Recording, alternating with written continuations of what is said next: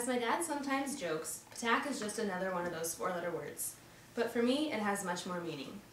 Besides meaning bird in Bohemian, according to the Dictionary of American Family Names, my last name holds the stories of my family before me and the legacies that they have left. Although I am not exactly sure when my family immigrated to the United States, I do know about my family history starting from my great-great-grandparents. Today I will be sharing some history on my great-great-grandparents, my great-grandparents, and finally my grandparents, all on my father's side of the family. To start off, I know very little about my great-great-grandparents except for the basic facts. One of my great-great-grandfather's names is Václav Patak, born in 1862. His wife's name was Mary and she was born in 1868. They had 3 children and one of them would be my great-grandfather Emil. They lived in Tyndall, South Dakota.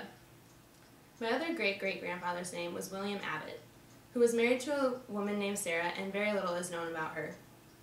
My great-great-grandfather Abbott was from English ancestry. He also lived in South Dakota.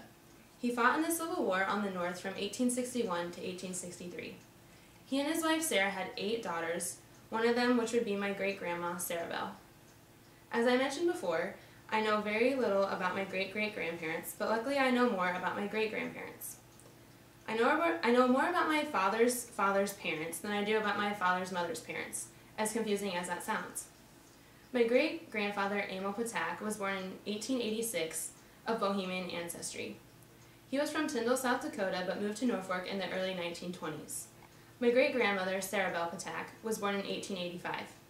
She was of English ancestry. My great-grandparents owned a neighborhood grocery store that was 2 blocks away from what was then the high school, but is now the junior high here in Norfolk. It was located at 705 Paswack Avenue in a house. Johnny Carson would actually stop into the store when he was a boy and visit my great-grandma because she loved children. Emil passed away in November of 1950, but my great-grandma Sarah continued the store until 1960. She was the only grandparent that my dad ever knew, but passed away in 1980. My visual aid is of a grocery store sign that was in my grandparents' grocery store. It says Patak's Grocery. It has their phone extension from when they used operators, and that they have free delivery, and this sign is from June of 1936. And so it has prices of items on it. Like a can of peaches was 15 cents, so it's kind of cool to look at that and see what the prices have changed over the years. My great-grandfather Emil and his wife Sarah had only one child, my grandpa Bernard. My grandma's parents were both from New Jersey and were both born in 1897. Her father's name was Frank B. Hartman and her mother's name was Mary Tozar. They had 1 son and 2 daughters. Her mother passed away when my grandma was very little, and so her father remarried and left her, and so it gave her 4 half-siblings.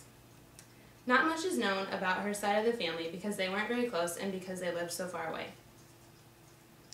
Now that I've shared some information about my great-grandparents, I will talk about my grandparents that I sadly never got to know.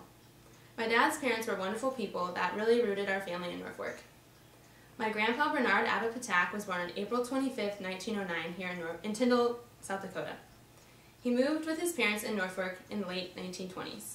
He graduated in 1927 from Norfolk Senior High and attended law school at the University of Nebraska at Lincoln.